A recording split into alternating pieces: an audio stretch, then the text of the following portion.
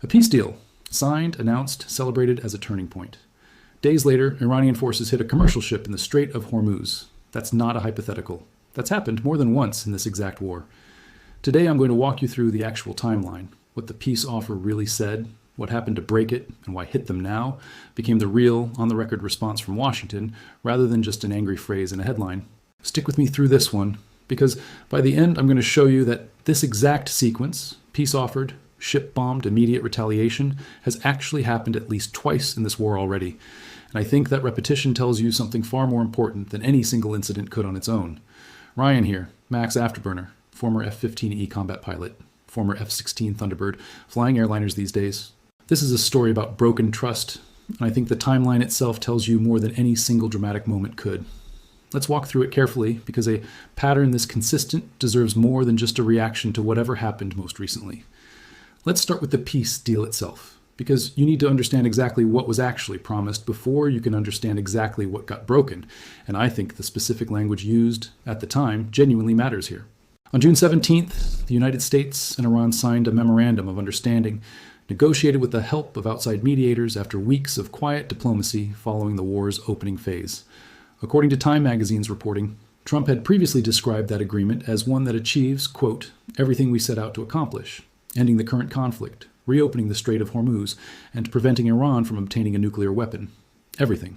That's the word Trump himself used to describe what this deal was supposed to deliver, not a partial fix, not a temporary pause, everything the war was originally fought to accomplish. The agreement kicked off a 60-day window specifically designed to negotiate the harder, more technical nuclear issues still sitting unresolved, the kind of complex, detailed verification and inspection questions that typically take months or years to fully work out in any nuclear negotiation.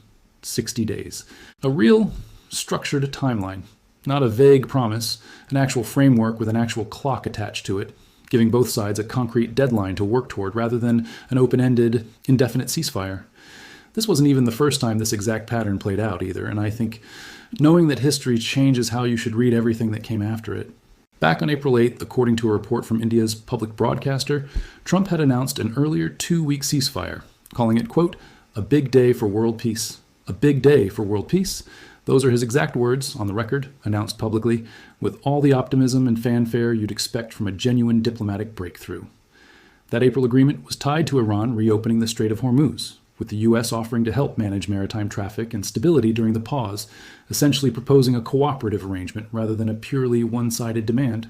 Trump said discussions had progressed significantly, and that Iran had put forward a 10-point proposal forming the basis of a potential long-term peace agreement. A 10-point proposal. Most major issues, according to Trump himself, already resolved. A level of optimism that made what happened next all the more jarring by comparison. So twice now in the same war, we've had a genuine, announced, structured peace framework, complete with public statements, specific timelines, and real diplomatic momentum behind them. And twice now, that framework didn't hold, collapsing back into the exact same cycle of strikes and retaliation it was supposed to permanently end. Let's talk about what happened after that April ceasefire first, because it's a preview of exactly the pattern that would repeat again in June, and I think walking through it slowly actually helps you see the second collapse coming before it even happens. According to Fox News' live coverage from that period, Iran began testing the boundaries of the agreement almost immediately, within days of the ink drying on that first ceasefire announcement. Reports emerged that Tehran was charging tankers a toll just to pass through the Strait of Hormuz, a direct contradiction of the entire spirit of an agreement meant to keep that exact waterway open and freely accessible. A toll.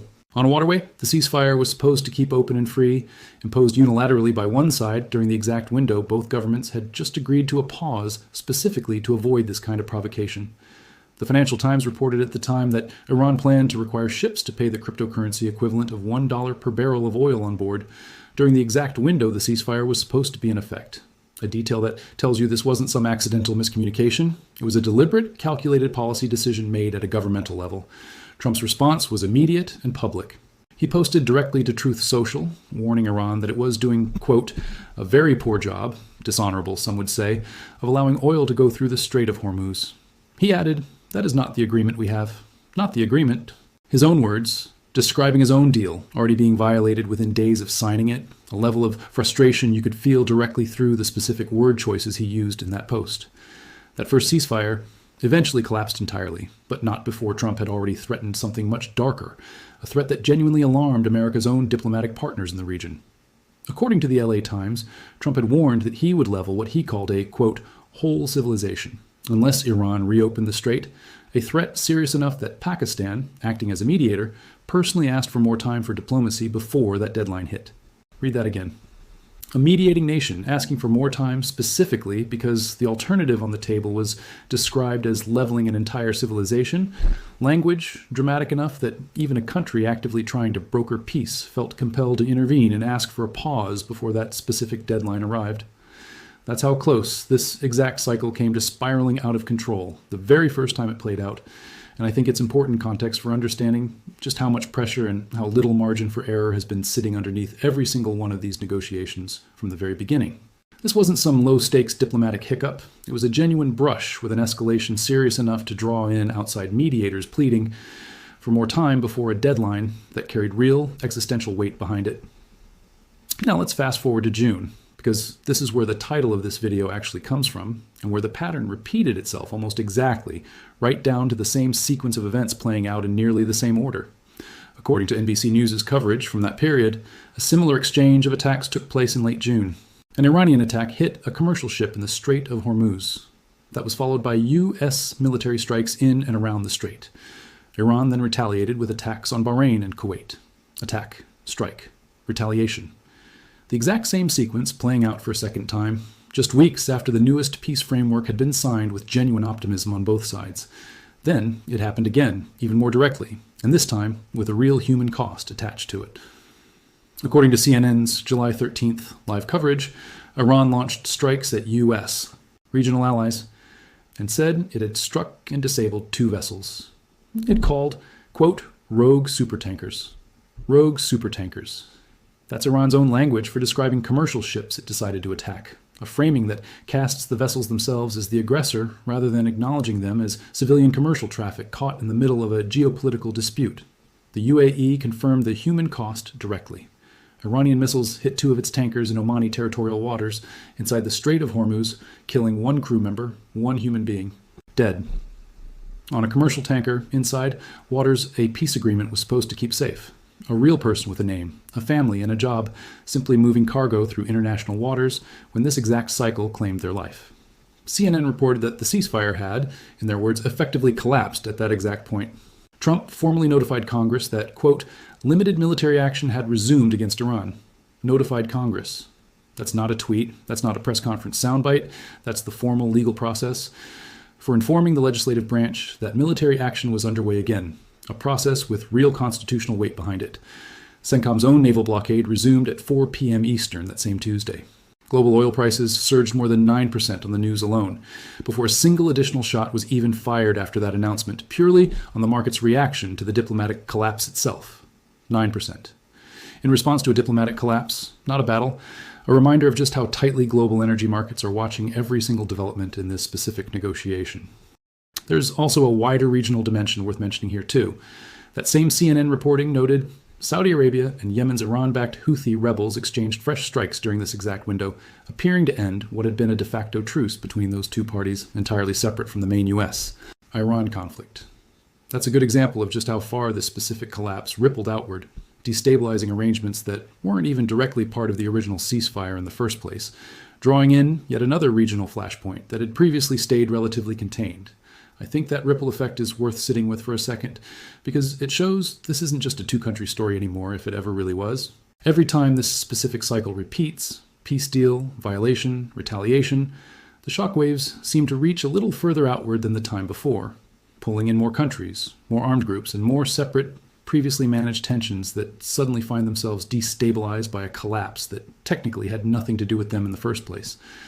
Let's talk specifically about how Washington actually responded once this pattern repeated, because this is where the hit them now part of this story becomes fully confirmed, rather than just a dramatic phrase pulled from a thumbnail. According to NBC News' direct reporting, OSCE Central Command described its response as a series of, quote, powerful strikes, launched specifically because of what it called, quote, Iran's demonstrated aggression, language CENTCOM itself characterized as, quote, unwarranted, dangerous, and a clear violation of the ceasefire. Unwarranted, dangerous, a clear violation. That's CENTCOM's own official language, not commentary from outside analysts, not a politically charged talking point from a cable news panel. the actual formal military characterization of what had just happened. A U.S. official went even further in comments to NBC News directly. Quote, "This response is a direct result of the acts of international terrorism that have been perpetrated by Iran on innocent ships transiting the Strait of Hormuz. The Iranians know the consequences to their ridiculous actions, yet they still chose to carry out these attacks." That's about as close to "hit them now" as an official government statement gets, without literally using those exact words.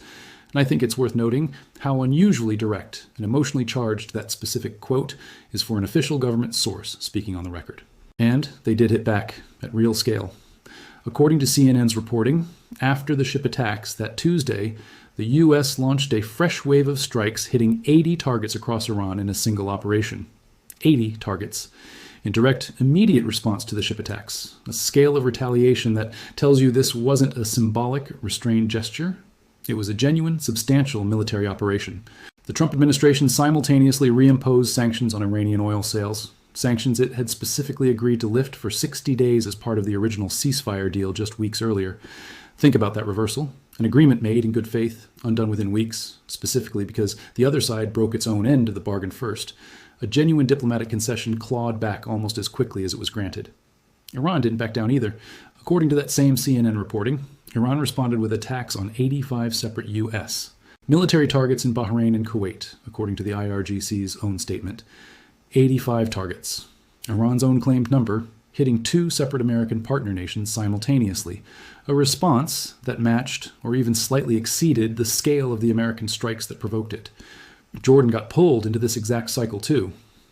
According to that same CNN coverage, Jordan's air defense systems intercepted and shot down 4 missiles fired from Iran that same Tuesday morning, and later, in a separate wave, 8 more Iranian missiles the following Thursday.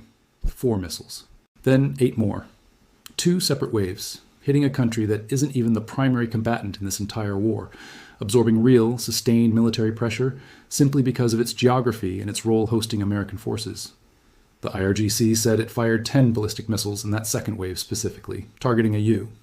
Command and Control Center along with an airbase in Jordan, a target set clearly chosen to hit actual American military infrastructure rather than just a symbolic gesture.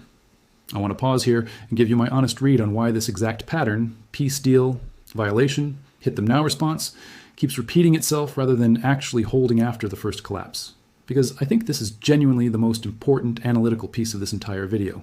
Every peace framework in this war so far has shared the same structural weakness. It addresses the big, headline issues, ending the conflict, reopening the strait, the nuclear question, but it hasn't actually resolved the underlying dispute over who controls access to that waterway day to day. Iran insists it has the right to charge fees, to control passage, to treat the strait as sovereign territory it can regulate according to its own rules. The U.S. insists on completely free, unrestricted transit, treating the strait as an international waterway that no single nation gets to unilaterally tax or control. Neither ceasefire agreement so far has actually settled that specific disagreement. It's just paused the shooting temporarily while that same disagreement sits there, completely unresolved, waiting to reignite the moment either side tests it. That's exactly why you keep seeing the same sequence play out. An agreement gets signed, everyone celebrates a breakthrough. World leaders issue optimistic statements, oil markets stabilize briefly, and then within days or weeks, Iran does something, a toll, a boarding, a strike, that directly tests the one issue nobody actually agreed on in the first place. And the whole thing collapses right back into strikes and retaliation, as if the previous weeks of diplomacy never happened at all. Trump himself basically admitted this dynamic out loud, which I think is genuinely one of the more revealing moments in this entire story. According to CNN's July 13th reporting, he told Hugh Hewitt directly, quote, "It's a standard tactic in the U.S. that you go to a memorandum of understanding and then you go to the deal." I said, just go to the deal first. But you know what? It was sort of a test, and they weren't there. They didn't honor the test. A test. That's how the president himself described the entire memorandum of understanding process, an intermediate step Iran was supposed to pass before reaching an actual final deal. And one Trump says Iran simply failed. A framing that treats the entire 60-day negotiating window as more of a probationary period than a genuine binding agreement in its own right.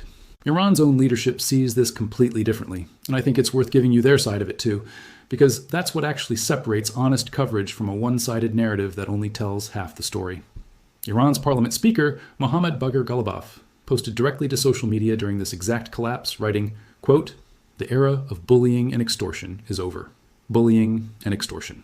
That's how Iran's own parliament speaker characterizes the exact same demands the U.S. considers basic, reasonable terms for reopening a critical global shipping lane. A genuinely stark difference in framing between the two governments, describing the exact same set of underlying facts. Two governments, looking at the exact same set of facts, the same broken ceasefire, the same disputed waterway, and walking away with completely opposite conclusions about who actually broke the deal first, each one convinced the other side is the one negotiating in bad faith. Before I keep going, I want to ask you directly for something, because putting a story like this together properly, cross-referencing NBC News, CNN, Time Magazine, CBS News, Fox News, and CENTCOM's own official statements across multiple separate collapse events throughout this war takes real time and real care. If that kind of properly sourced breakdown is what brings you to this channel, hit subscribe and turn on notifications, because I genuinely don't think this specific cycle, peace deal, violation, retaliation, is finished repeating itself yet, and I want you seeing the next confirmed development the moment it actually happens, rather than through whatever version of it goes viral first. I'd also point out, if you've watched our other coverage of this war, the Strait of Hormuz operations, the Karg Island pressure campaign, the F-35 incidents, and especially this video covering Trump's threatened massive attack from just this week, this specific pattern of collapsing peace deals is really the thread that connects almost everything else happening in this war. Every single military escalation we've covered traces back, one way or another, to this exact same unresolved dispute over who actually controls that waterway, which is exactly why I think this particular video matters more than it might initially seem. It's not just recounting history, it's explaining the actual engine driving almost every other headline in this entire conflict. I know some of you watching have real experience in international negotiation, maritime law, or diplomatic mediation specifically, and I'd genuinely love to hear your read on whether a framework like this could ever realistically resolve the core sovereignty dispute over the strait, or whether that specific issue is simply too fundamental for either side to compromise on without one side effectively losing outright. That's exactly the kind of specialized perspective that I think could add real value to this conversation beyond what any single news report can offer on its own. Let's talk about the deeper economic and strategic reason this exact dispute over the strait keeps proving impossible to fully resolve, because I think this is where the real underlying incompatibility between the two sides actually becomes visible. According to CBS News' coverage, Trump has floated an entirely different kind of solution altogether, one that skips negotiation almost completely, rather than trying to find a genuine middle ground between the two competing positions. He told Fox News directly, quote, "We're going to keep the strait, and we'll probably run it. We'll become the guardian of the strait. Maybe we'll call it the guardian angel of the strait, and we should be reimbursed for that. The guardian angel of the strait." Trump's own proposed name for an arrangement where the U.S. simply takes over management of the waterway entirely, rather than continuing to negotiate access with Iran at all, effectively removing Iran from any meaningful role in governing a waterway that runs directly along its own coastline. Reimbursed for that too, according to Trump's own comments, repeated several times in that same interview. Not just security provided as a service, but security provided specifically as a paid arrangement. With the U.S. expecting compensation for guarding a waterway Iran still insists is under its own sovereign control, essentially proposing that Iran pay America for the privilege of losing control over its own adjacent waters. You can immediately see why that specific idea would be a complete non-starter for Iran's side of this negotiation. It's not a compromise between the two competing positions. It's one side's position winning outright, with the other side expected to help pay for its own loss of control.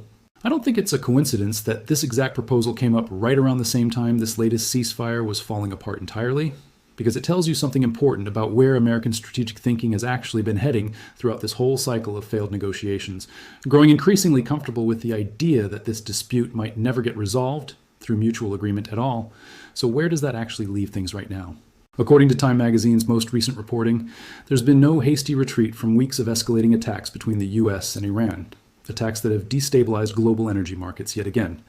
Trump has told Axios he's now weighing restarting major combat operations against Iran entirely, potentially larger in scale than anything seen so far in this war, a threat I've actually covered in detail on this channel in a separate video, if you want the fuller picture of exactly how that specific escalation has been unfolding this week. No hasty retreat. That's Time's own characterization of where this stands, as of the most recent reporting available, a phrase that captures just how entrenched both sides have become after two separate failed attempts at a lasting peace. I think the honest, complete picture here is this. Every single time a peace framework has been announced in this war, celebrated publicly, described in genuinely optimistic terms by the people who negotiated it, it has eventually been tested, and so far broken, specifically over this exact same unresolved question of who actually controls the Strait of Hormuz. That's happened at least twice now, in April and again in June, with remarkably similar patterns both times. An agreement, a violation, ship attacks, and then a rapid, publicly confirmed American military response, almost as if both sides are following the exact same script without either one actually learning from the previous collapse. I want to give you my honest, strategic read on what actually needs to change for this cycle to finally stop repeating itself, because I don't think it's really about trust between the two governments at this point. Both sides have already demonstrated they're willing to break agreements when it suits them, and both sides have their own version of events, explaining exactly why the other one is to blame. I think it's specifically about the Strait's legal and operational status never actually getting resolved inside any of these frameworks. Until there's a genuine, detailed, mutually accepted answer to who controls passage through that waterway day to day, not just a temporary pause in hostilities while that question sits unanswered, I think you should expect this exact same cycle, peace offered, ship bombed, hit them now, to keep repeating itself, regardless of how many more ceasefires get signed and celebrated along the way. That's a genuinely uncomfortable conclusion, because it means the optimism that surrounds each new announcement, the big day for world peace framing, the everything we set out to accomplish language, might be structurally doomed from the start if it never actually addresses this one specific, stubborn sticking point underneath everything else. I don't say that to be cynical about diplomacy in general. Real, lasting peace deals get made all the time in genuinely intractable conflicts. But I do think it's worth naming clearly that celebrating a breakthrough on the big picture issues while leaving the most contentious operational detail completely unaddressed is exactly the kind of gap that keeps producing this same collapse over and over again, regardless of how much genuine goodwill exists on either side when the ink first goes down on the page. I want to hear your take on this one. Given everything we just walked through, two separate collapsed ceasefires, the same underlying dispute both times, do you think a genuine, lasting peace deal is actually possible here without directly resolving who controls the strait first? Or do you think Trump's guardian angel idea, effectively just taking control outright, is honestly the only way this specific cycle actually ends for good? There's a real, difficult trade-off hiding inside that question too, because forcing an outright resolution one way or another might actually end the cycle of broken ceasefires, but almost certainly not without a much larger, more direct confrontation first, one that could easily dwarf everything we've covered in this video already. Drop your honest answer in the comments below. I read every single one, and on a story that's now repeated itself at least twice with strikingly similar patterns, I think your read on what actually breaks this cycle matters as much as anything I've laid out today. I also want to say this plainly because I think it's the single most useful thing you can take away from this entire video. The next time you see a headline announcing a new ceasefire or a fresh peace framework in this war, I'd encourage you to remember this exact pattern and to ask specifically whether that new agreement actually resolves the underlying dispute over the strait, or whether it's just another temporary pause built on top of the same unresolved disagreement that's already broken two previous frameworks. That one question, more than any single headline, is probably the best predictor of whether the next deal actually holds. Thank you so much for watching, for sticking with a story about broken promises and repeated cycles, rather than a single dramatic moment.